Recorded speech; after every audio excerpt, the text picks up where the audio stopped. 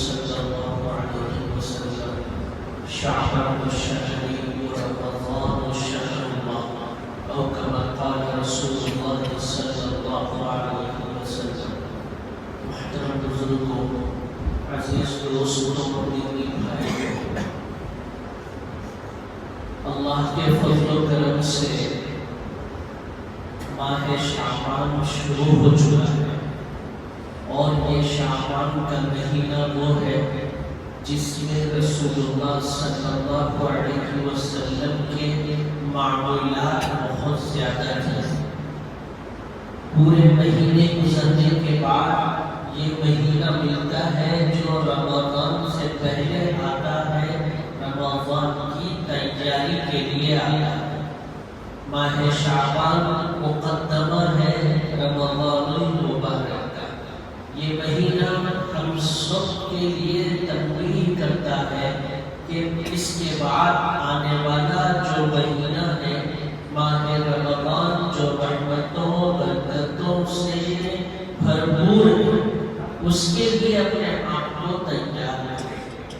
میں نے آپ کے سامنے پیغمبر صلی اللہ علیہ وسلم کی حدیث پڑھی ہے۔ اللہ کے نبی نے فرمایا شعبان شہری و رمضان شہر اللہ۔ شعبان میرا مہینہ ہے اور رمضان یہ اللہ کا مہینہ ہے۔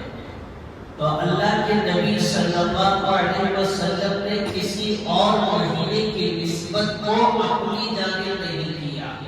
ربیع الاول ہے، ذی الحج کا مہینہ ہے، ذی القعدہ کا مہینہ ہے، محرم الحرام ہے۔ کسی بھی مہینے کے بارے میں یہ نہیں کہا کہ یہ مہینہ میرا ہے، بلکہ شعبان کے بارے میں فرمایا کہ یہ مہینہ میرا ہے۔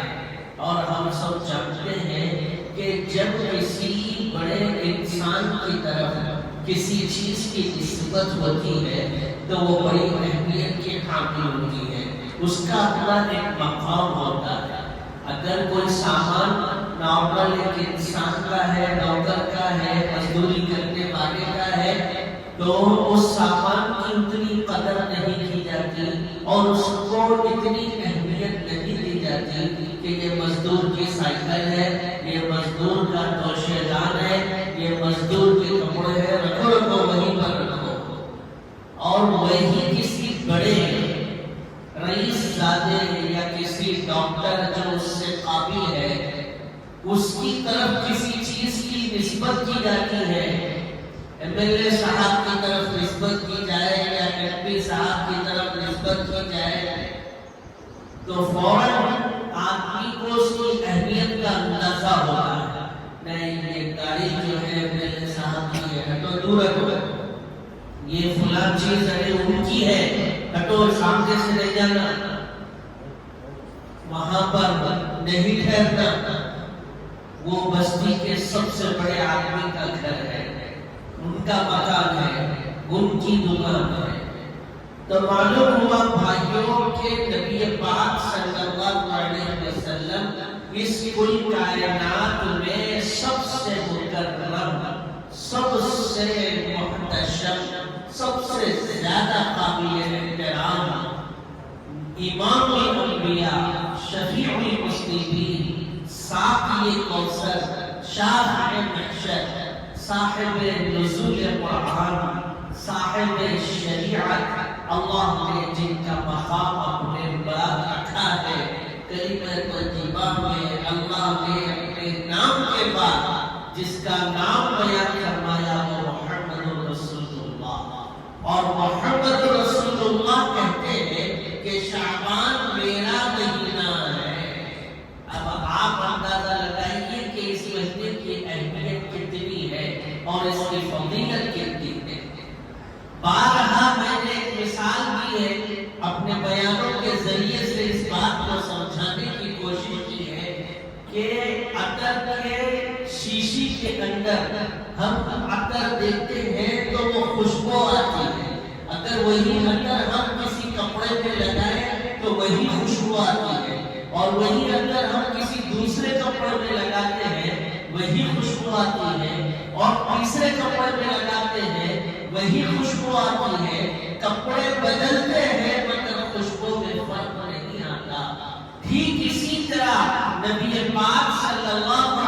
وسلم کی شان، نبی پاک صلی اللہ علیہ وسلم کا مقام و مرتبہ اور اللہ کے نبی کی طرف کی جانے والی نسبت ہونے والی ہر چیز اسی اہمیت کی حامل ہے۔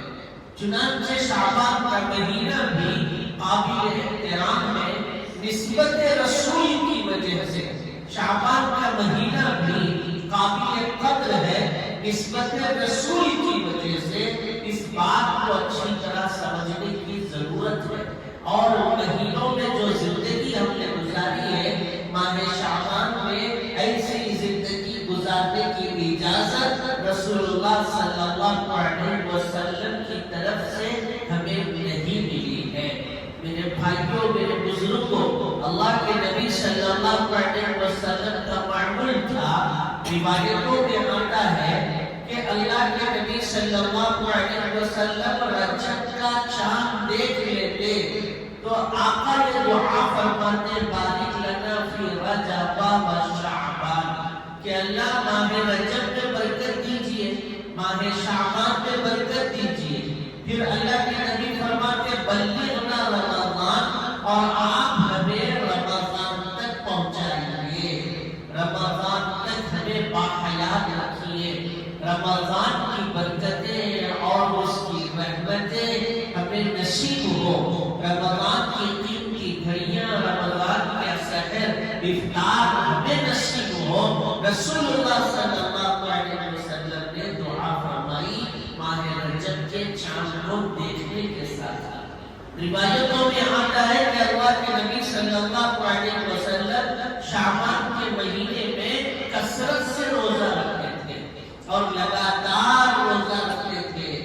اماں جان سیدہ عائشہ صدیقہ رضی اللہ عنہا فرماتی ہے کہ جسمانی معذوری کی وجہ سے کچھ روزے میرے چھوٹ جاتے ہیں اور وہ قضا ہو جاتے ہیں، تو ان قضا روزوں کو رکھنے کا موقع مجھے شعبان کے مہینے میں ملتا۔ عام دنوں میں چونکہ میں رسول اللہ کی خدمت میں ہوتی، اسی لیے موقع نہیں ملتا۔ شعبان کے مہینے میں خود میرے نبی محمد عربی لگاتار روزہ رکھتے تھے، اسی وجہ سے مجھے بھی موقع ملتا اور میں اپنے قضا روزوں کو پورا کر لیا کرتا۔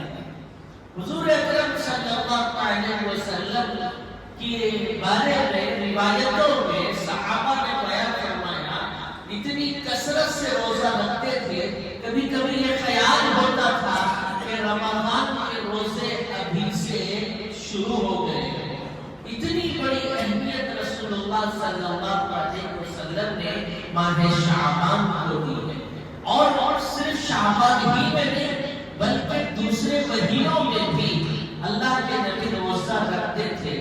پیر کے دن روزہ رکھتے تھے، جمعرات کے دن روزہ رکھتے تھے، بلکہ ہم حدیث پاک کی کتابوں میں ڈھونڈیں اور پڑھیں گے تو معلوم ہوگا ہفتے بھر کا کوئی دن ایسا نہیں ہے جس میں رسول اللہ نے روزہ نہ رکھا ہو، اور ایام 20 کے روزے رکھتے تھے۔ مہینے کے 3 دن اللہ کے نبی روزے سے ہوتے تھے، اور اللہ کے نبی صلی اللہ علیہ وسلم کا معمول تھا، یہ سنت تھی، اور اسی لیے رسول اللہ صلی اللہ علیہ وسلم کے ان روزوں کے رکھنے کی وجہ سے فقہاء نے مسئلہ بیان کیا کہ اگر کوئی بندہ ہر ہفتہ پیر کے دن روزہ رکھتا تھا اور ہر ہفتہ جمعرات کے دن روزہ رکھتا تھا، تو اس کے لیے اجازت ہے کہ وہ ماہ شعبان میں بھی ہفتے میں پیر اور جمعرات کا روزہ رکھ سکتا ہے۔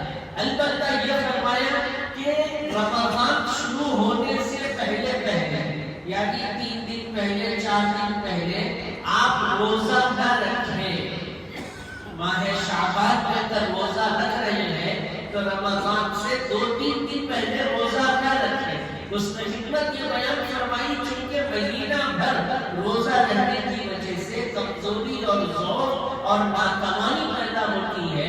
اگر آپ لگاتار روزے رکھیں گے اور انہی روزوں کے ساتھ رمضان بھی آپ شروع کر لیں گے تو پھر رمضان کے فرض روزوں کے رکھنے میں کمزوری ہوگی اور طاقت اور توانائی بندہ کھو بیٹھے گا۔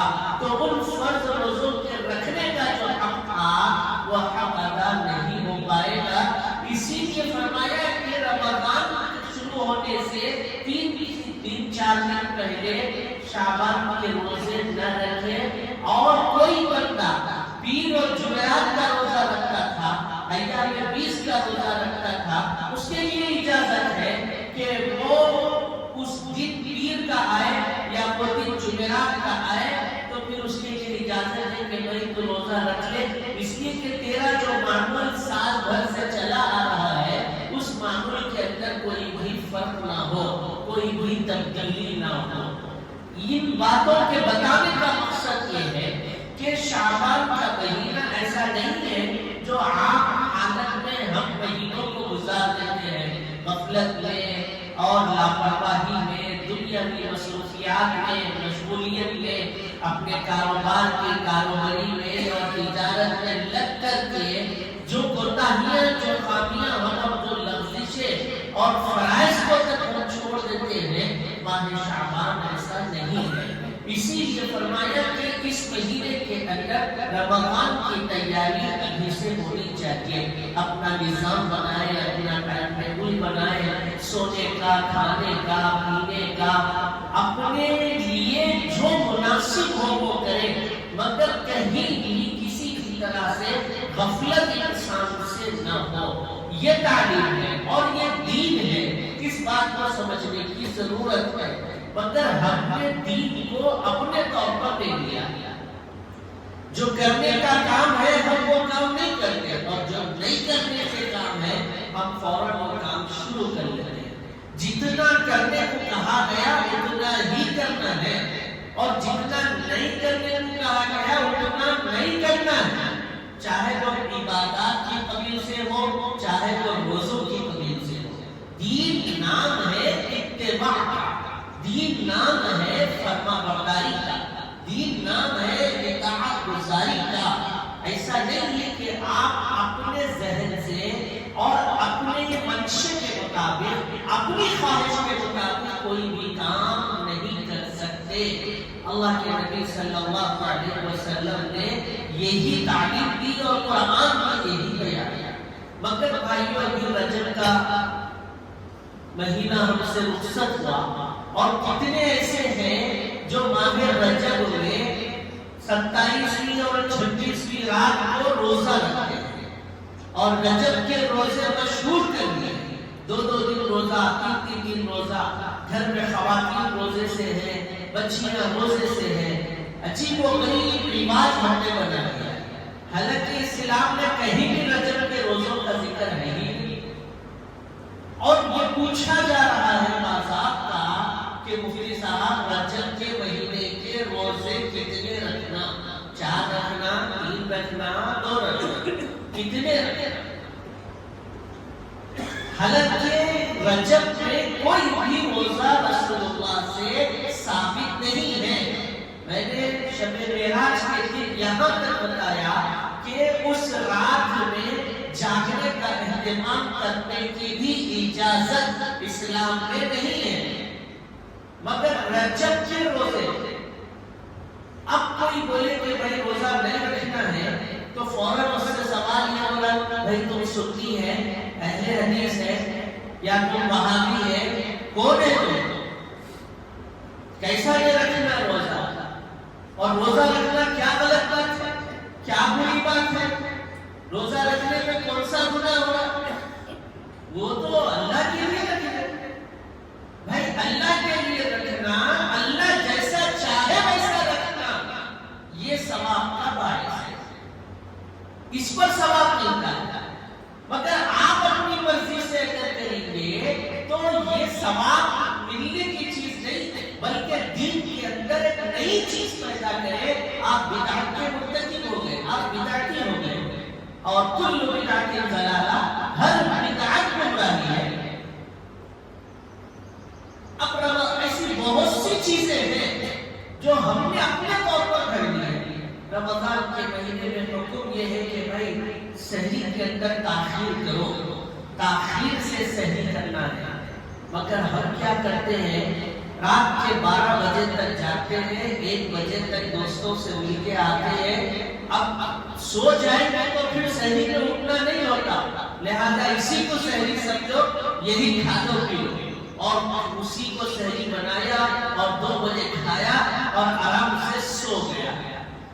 اگر آپ آخر وقت میں سحری کرتے ہیں تو اللہ کے حکم کے مطابق آپ کا روزہ 14 گھنٹے ہوگا، 14-15 کے درمیان ہی ہوتا ہے۔ آپ نے 1 بجے کھایا اور اسی کو سحری سمجھے اور فجر کے لیے بول کر کے سو گئے، 2 بجے کھایا ہوئی سحری اور سو گئے، تو وہ 14 گھنٹے جا کے 20 گھنٹے 18 گھنٹے ہو گئے۔ تو آپ نے اللہ کی اتباع کہا، اللہ کے حکم کو آپ نے توڑا، اللہ نے جیسا چاہا ویسے آپ نے نہیں کیا، آپ کی جو سہولت تھی ویسے آپ نے کیا اور بہت اہتمام سے کر رہے ہیں۔ حالانکہ یہ اسلام نہیں ہے، یہ اسلام کی تعلیمات نہیں ہے۔ افطار کے بارے میں یہ بتایا گیا کہ افطار میں جلدی کرو اور جلدی افطار کرنا ہے، وقت ہونے کے ساتھ ہی افطار کا حکم دیا گیا ہے۔ مگر کتنے بندے ہیں جو افطار میں جلدی کرنے میں بھی داخل کرتے ہیں۔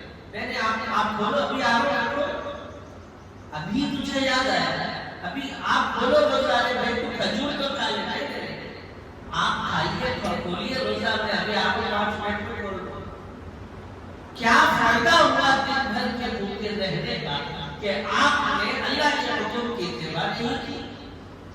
عقیدے کے بارے میں مسئلہ یہ ہے کہ عقیدہ کرنا یہ مستحب عمل ہے، سنت بھی مستحب قرآن نے لکھا ہے۔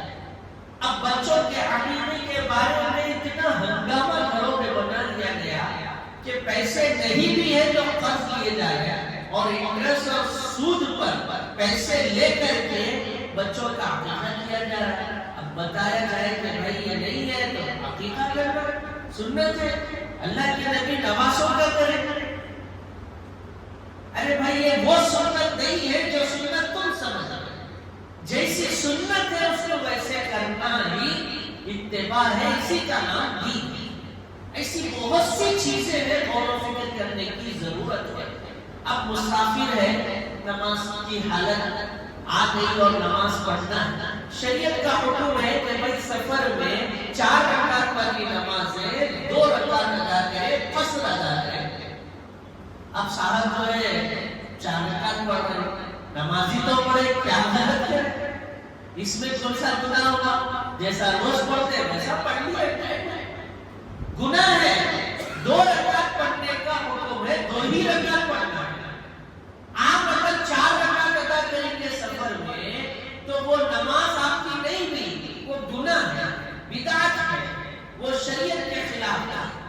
تو ہر جس طرح کھانے پینے میں ہے، جس طرح پہننے اوڑھنے میں ہے، جس طرح اپنی ضرورت کی چیزوں میں ہے، عبادت میں بھی اس طرح کی زیادتی کی اجازت اسلام نہیں دیتا، اور کبھی کی بھی اجازت اسلام میں نہیں ہے۔ وضو کرنے کے لیے ہم بیٹھتے ہیں، تعلیم میں دی گئی کہ 3 مرتبہ ہاتھ دھونا ہے اور 3 مرتبہ پانی لے کر کے ہاتھ دھلے اور 3 مرتبہ پیر دھلے، یہ تعلیم ہے۔ اب بندہ بیٹھا ہوا ہے کہ بھائی 4تھی بار 5ویں بار اب وہ ڈالتا ہی جا رہا، اس کو یقین ہی نہیں ہو رہا کہ میرا ہاتھ بھیگا یا نہیں بھیگا، لیا ہم ڈالتا ہی جا رہا ہوگا۔ بہت وقت نہیں سمجھ میں آیا تو فوراً اپنا ہاتھ چل کے نیچے رکھتے۔ اللہ کے نبی صلی اللہ علیہ وسلم کا ارشاد ہے فمن زاد علی ھذا وتعدى وطلب، رسول اللہ نے فرمایا کہ بھائی یہ 3 سے زیادہ اگر کوئی کوشش کرتا ہے تو اس نے زیادتی کی اور اس نے ظلم کیا، گناہ ہونے کا اندیشہ ہے۔ پھر صاحب یہ کہتے ہیں کہ بھائی صاف ستھرا ہونا بھی تو حکم ہے نا، صفائی کا حکم دیا گیا اسلام میں، اچھی طرح سے صاف ہونا، بھائی نماز کے لیے جائے، یہ تعبیر بیان کی جاتی ہے۔